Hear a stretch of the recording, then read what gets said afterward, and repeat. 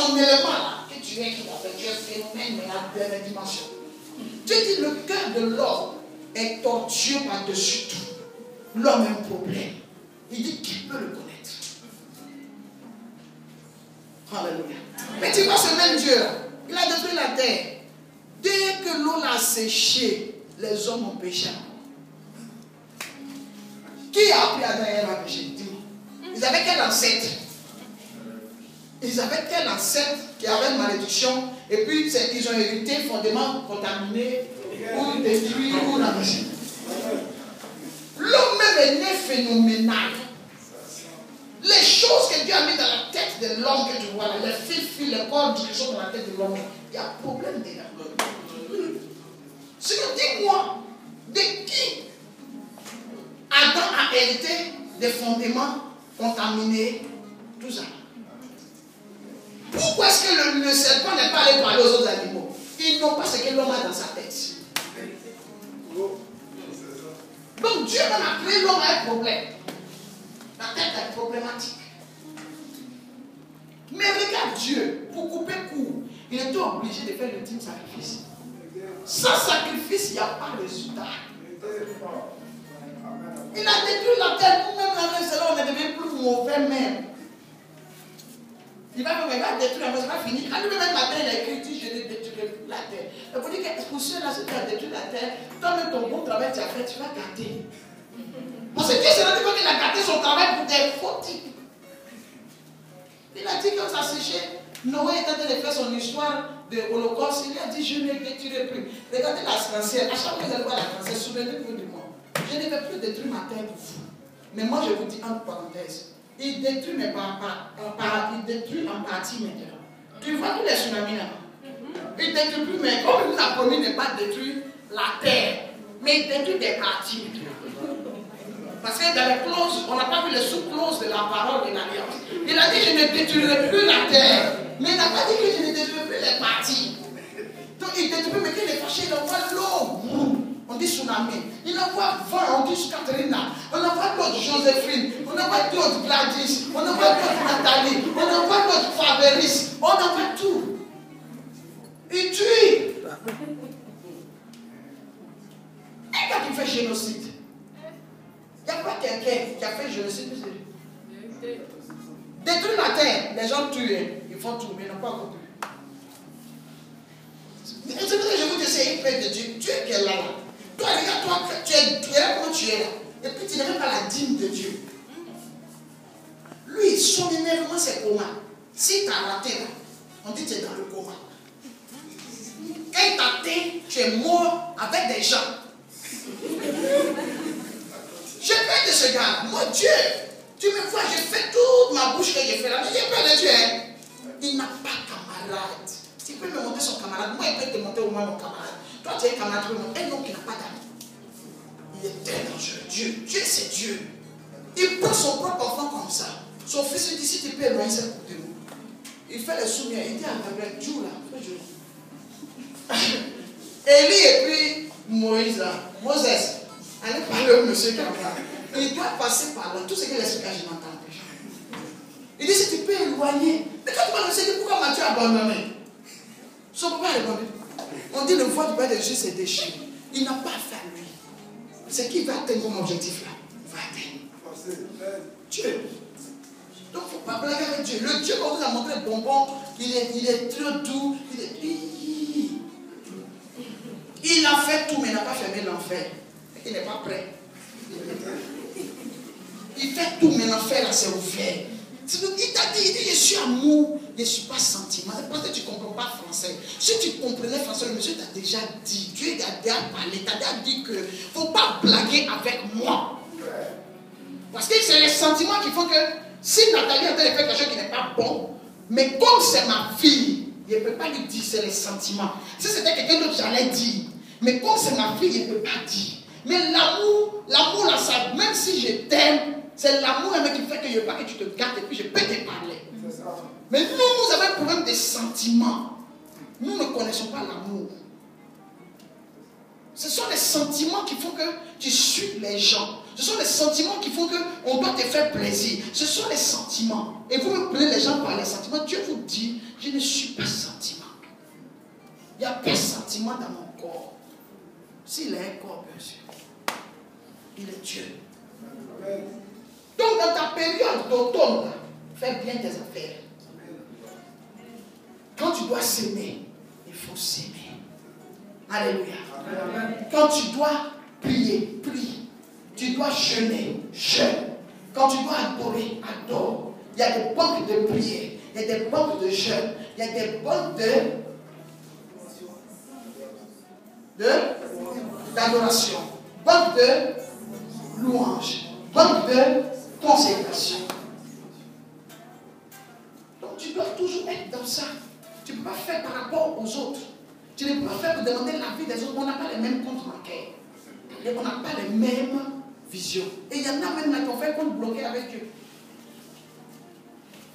Lorsque tu as fait compte bloqué, c'est quand tu as donné entièrement contrôle à Dieu de ta vie.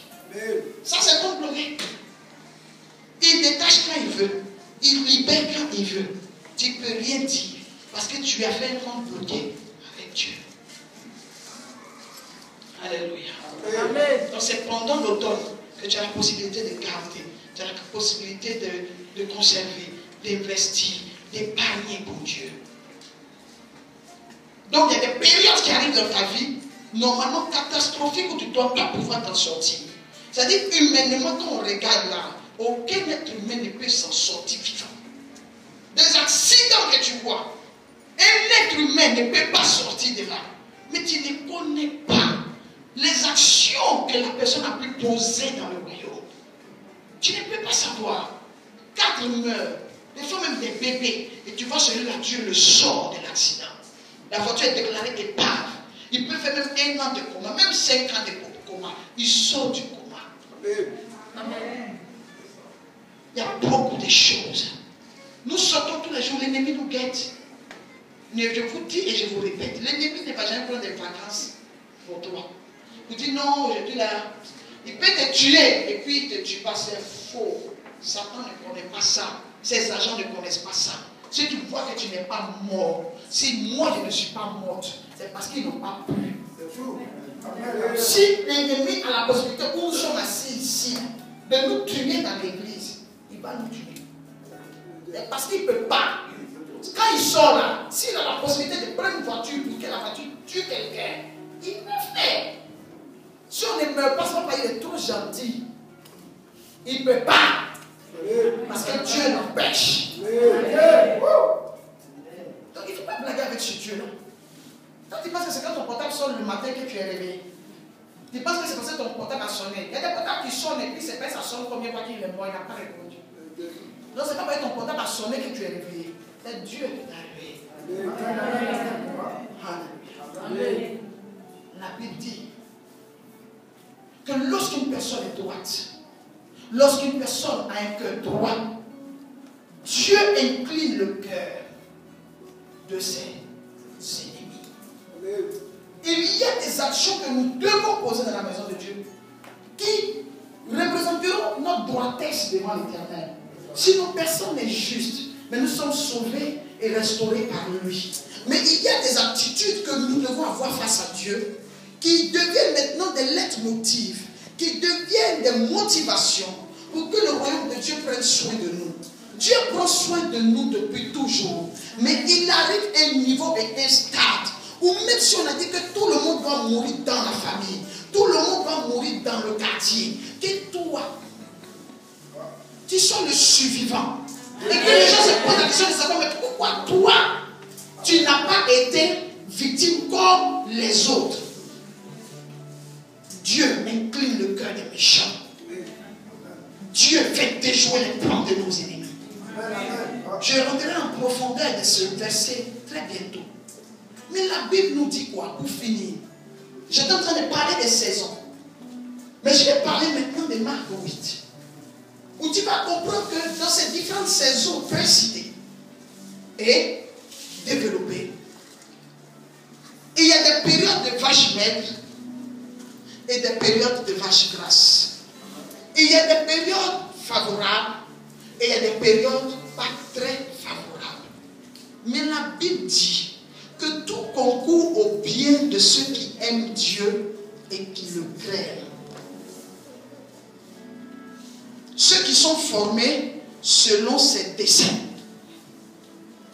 Selon la formation initiale, je dirais même prédestinale, si ce n'est pas français, de ta vie, c'est selon ça que les choses arrivent dans ta vie. Tu peux te décourager maintenant pour dire c'est fini. Moi, en fait, de Dieu là, en tout cas, je lui donne jusqu'à 31 décembre. J'ai trop prié, parce qu'il y en a qui sont déjà en train de se préparer pour ça. Il y en a même qui ont fait la prière depuis le 1er décembre. Si jusqu'à la fin du mois, je ne vois rien. Si jusqu'à la fin du mois, Dieu ne fait rien. Si jusqu'à la fin du mois, Dieu n'agit pas, ça veut dire que c'est les autres, ils aiment. Donc moi, il ne m'aime pas, c'est bon.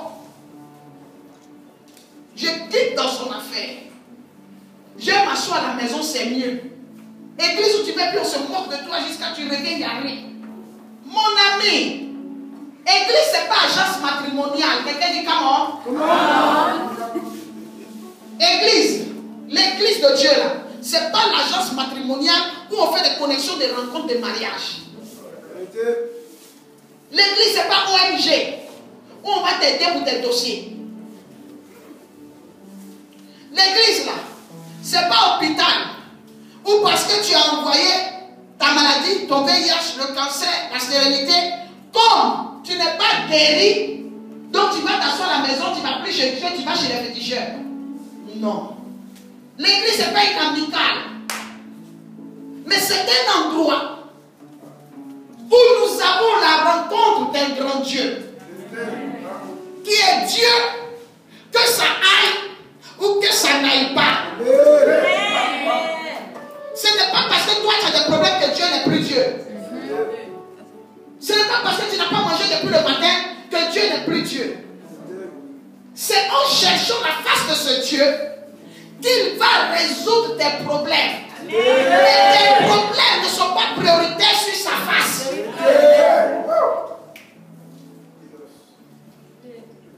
C'est quand vous allez comprendre ça. Parce qu'on vous a tellement prêché l'évangile de la prospérité. L'évangile de tu vas réussir. L'évangile de tu vas te marier. L'évangile depuis qu'on te prêche ça là. Moi, tu m'as ton mari.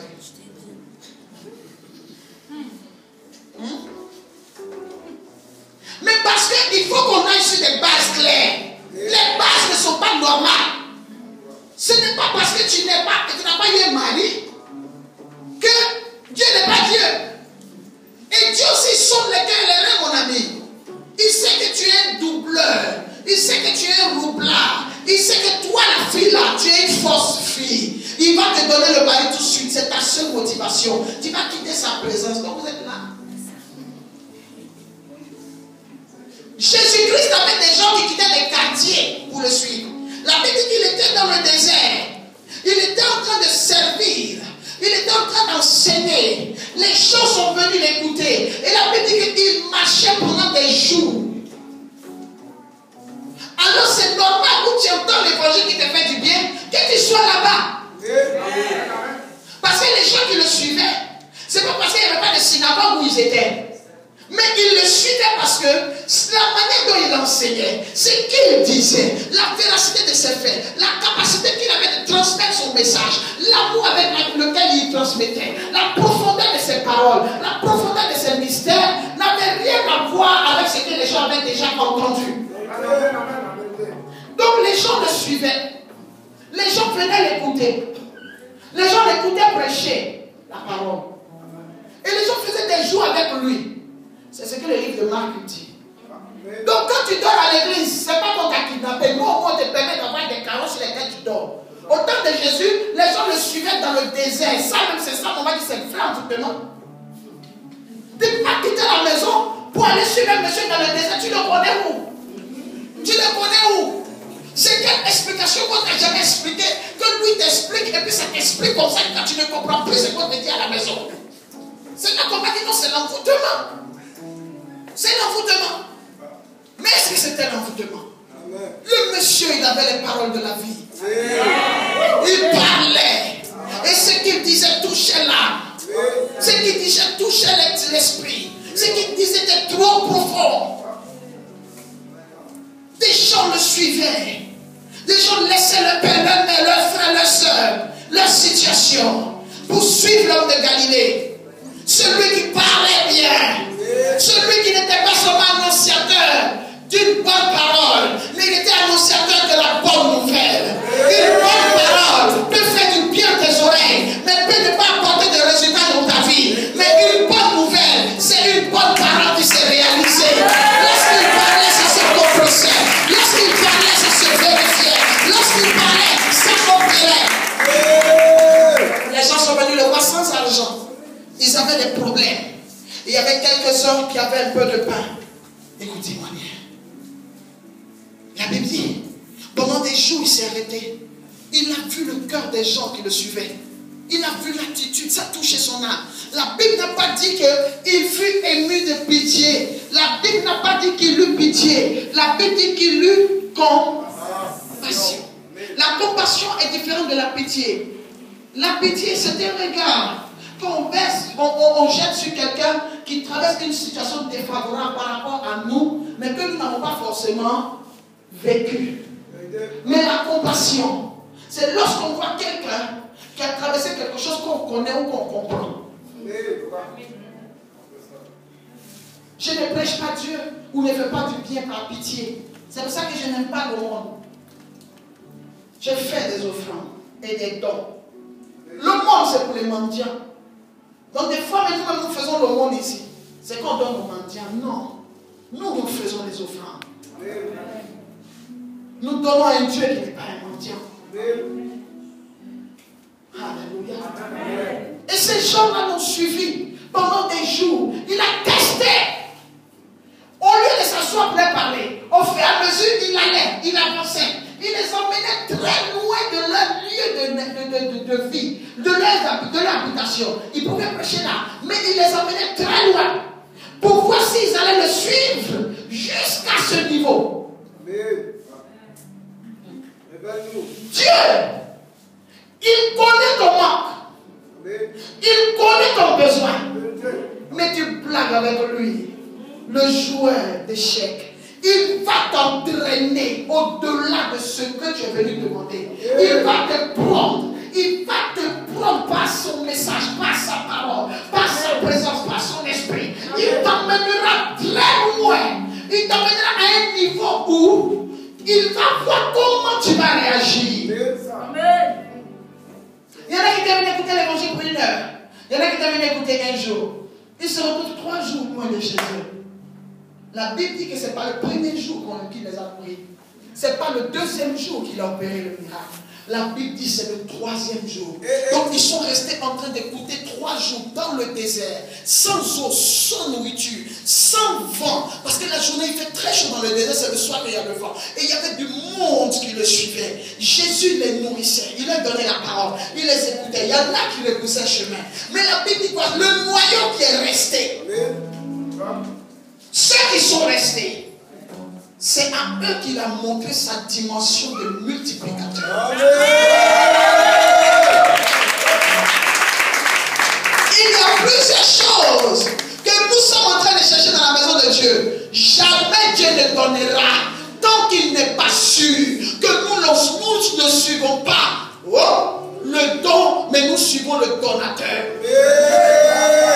Plusieurs veulent du don, mais ne veulent pas du donateur. Plusieurs veulent ce que Dieu peut donner, ce que Jésus peut opérer, ce que Jésus peut faire. Mais les gens ne veulent pas de Jésus. Ils veulent ce qu'il peut leur apporter, mais ils ne sont pas prêts pour lui. La saison est arrivée. Ou si tu veux avoir le don, tu dois prendre le donateur.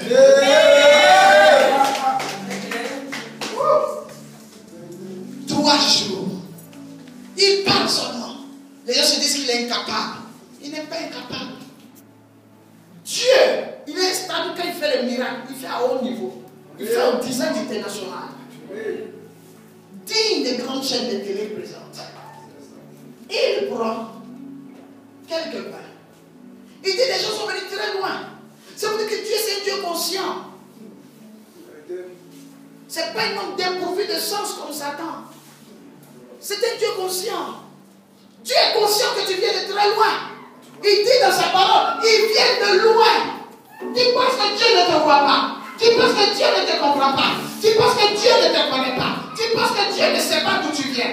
Il te connaît. Il dit, voilà 3 jours qu'ils sont près de moi et ils n'ont rien mangé.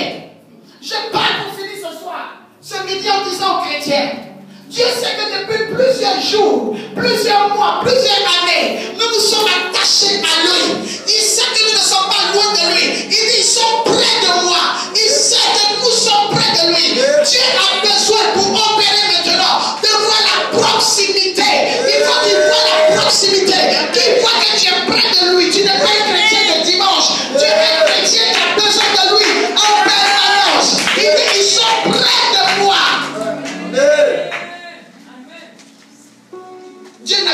Jésus n'a jamais demandé. Parce que des fois quand les gens parlent, ils ne connaissent pas la Bible, ils disent même Dieu même n'a jamais dit ça. Dieu n'a jamais dit qu'il faut être tout le temps à l'église. Ils ne connaissent pas la Bible. La Bible dit dans le livre de Marc que les gens étaient toujours avec lui. Il n'a jamais dit allez chez vous. Tant que tu auras besoin de la parole, tu auras droit à la parole. Les gens vont demander, mais comment tu fais l'étude tous les jours? Il n'y a pas de travail chez vous? Il n'y a pas de travailleurs? J'ai dit si. Mais tous les jours, il y a quelqu'un qui a un problème. Sur la terre des hommes. Peut-être que la personne qui est venue le mardi n'a pas de problème de mercredi, mais mercredi, il y a quelqu'un quelque part qui a un problème. Je veux qu'à chaque fois que quelqu'un ait besoin de Dieu, que la personne puisse trouver la parole de Dieu, que la personne puisse trouver la présence de Dieu, que la personne puisse trouver un lieu où Dieu parle. Quel que soit le jour, à chaque fois que quelqu'un aura besoin d'écouter l'évangile, quel que soit son problème, que la personne puisse trouver l'église toujours en train de vivre l'adoration. Ils étaient avec lui. Donc les gens qui vous disent qu'on ne va pas à l'église tous les jours, on va tous les jours. Il y a des fois où on s'en fait 3 jours à lui, dans le désert. Il dit, ils ne peuvent pas retourner. Il dit, si je les ramène en jeûne, il y a les provisions que Dieu fait. Dieu ne nous ramènera pas en jeûne. Tu sais ce qu'on appelle retourner en jeûne? C'est-à-dire que tu as servi Dieu jusqu'à... Et puis tu vois rien. C'est faux. C'est que tu sais mal. C'est faux. Ça n'existe pas.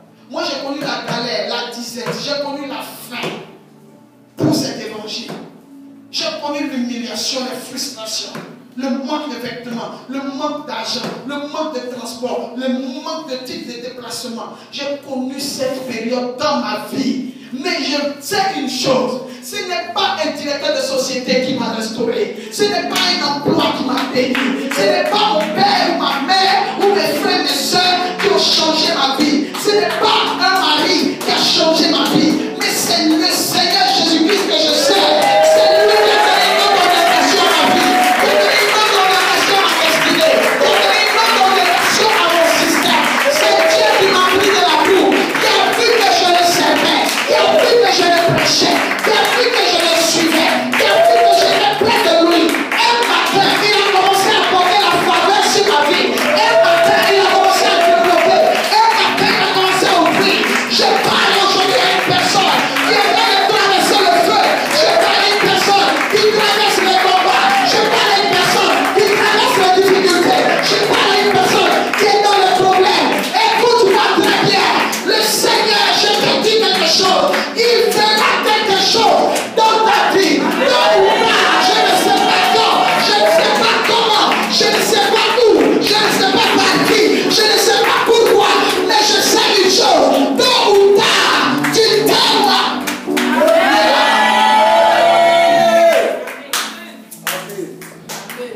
Tu témoigneras. Il a pris. Il a une puissance de multiplication que tu n'imagines même pas. La Bible dit que là, il a pris quelque chose d'insignifiant. Il a rendu grâce. Rendre grâce, c'est différent des prières que tu fais. J'ai expérimenté le mystère de rendre grâce, mais je prêcherai cela un autre jour. Où je me suis retrouvé face à des invités imprévus. Et je n'avais pas assez à manger. On sortait de table. Et j'ai prié en rendant grâce. Pas en bénissant le repas. J'ai prié en rendant grâce. les gens ont mangé ce qui est resté. Et les gens disent qu'ils sont rassasiés. Donc il y a une différence entre bénir un repas et rendre grâce. Alléluia. Mais Dieu, il multiplie. Et lorsque Dieu multiplie, il approvisionne. Dieu ne va pas te bénir sans provision. Oh, écoute bien. La Bible dit quoi? Il a pris le pain qui était là. Il a multiplié. Mais avant de multiplier, la Bible dit qu'il les a fait asseoir. Dieu ne peut pas multiplier dans la vie d'une personne qui n'est pas assise. Je ne sais pas si je parle de ce matin.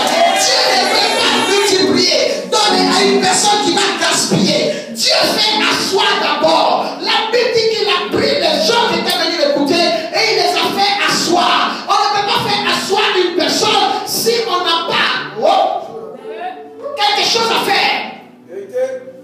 Si Dieu te réclame dans sa présence pour te faire asseoir, c'est qu'il a quelque chose à faire dans ta vie. C'est qu'il a quelque chose à faire avec toi. C'est qu'il a quelque chose à faire par toi. Je ne sais pas si le propriétaire de cette révélation est ici. Mais je te dis quelque chose ce matin. L'Éternel fera et nous verrons. Je ne sais pas si je parle bien. Il fera et nous verrons. Je dis il fera. Et nous verrons. Mais il va te faire asseoir d'abord. Avant de chercher à régler ton besoin, qu'il a localisé, détecté depuis, il va te faire asseoir. Tant que tu n'accepteras pas de t'asseoir pour découvrir la puissance, pour découvrir la vérité, pour découvrir comment l'Esprit de Dieu travaille au Père, tant que tu n'accepteras pas de te détacher de la ville, de te détacher de mystère de synagogue où tu ne comprends rien, où tu n'apprends rien, même si c'est dans un désert, le désert pour le moment peut arriver, mais tant que Jésus est avec toi dans ce désert, je ne sais pas si je parle, tant que Jésus est avec toi dans ce désert, je te dis tu dois rester calme. Tant que Jésus est avec toi dans le désert, je te dis quelque chose, c'est un homme exercé au désert. C'est pour cela que je te parle du coaching, je te parlais des saisons, et je te dis que tu vas comprendre. Même Jésus a connu le désert. Il n'a pas fait 3 jours dans le désert, il a fait 40 jours dans le désert. La Bible dit qu'il lui fait, aussi. Donc quand il voit quelqu'un dans le désert, il n'a pas pitié, il a compassion, parce qu'il sait ce que ça veut dire. Je dis à quelqu'un, il a connu la souffrance que tu connais, il a connu le problème que tu traverses, il a connu l'humiliation, il a connu la flagellation, il a connu l'ingratitude, il a connu la méchanceté, il avait aidé des gens qui n'ont pas reconnu, il avait prié pour des gens, il avait soutenu des gens qui n'ont pas reconnu. Il sait de quoi il parle, il n'a pas pitié, il a compassion.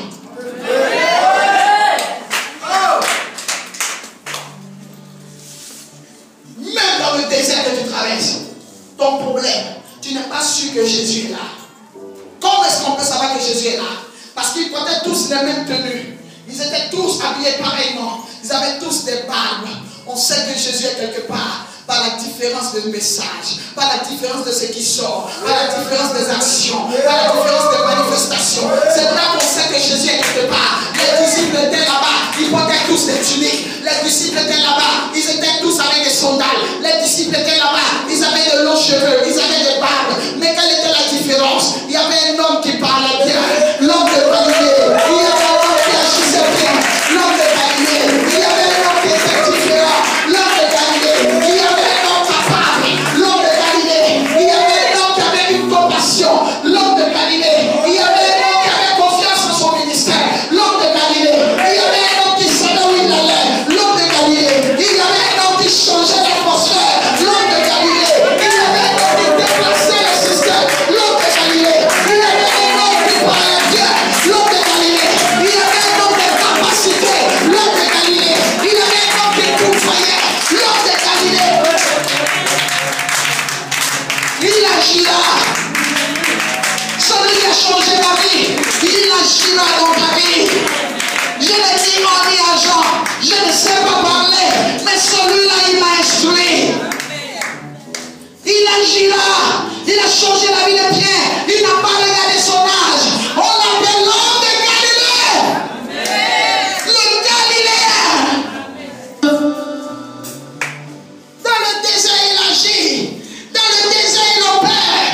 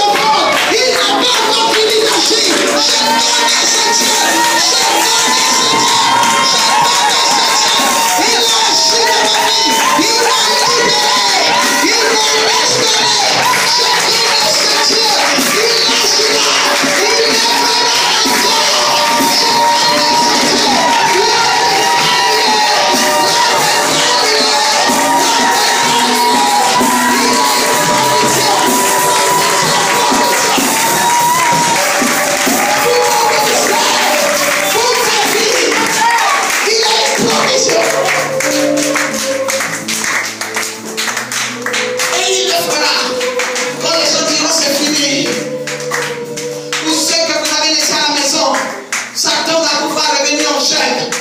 Lorsque vous allez rentrer à la maison, vous serez rassasiés. La Bible dit qu'il y a des gens qui se disaient, ceux qui sont reçus de Jésus, ils n'auront pas de résultats. Même s'ils viennent à la maison, on ne leur donnera pas à manger, on ne leur gardera rien. Je dis à quelqu'un, tu sortiras de la présence de Dieu avec un témoignage.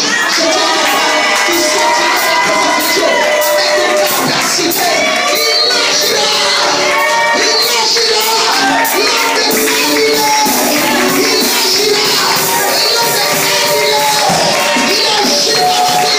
Il lâchera mon ministère.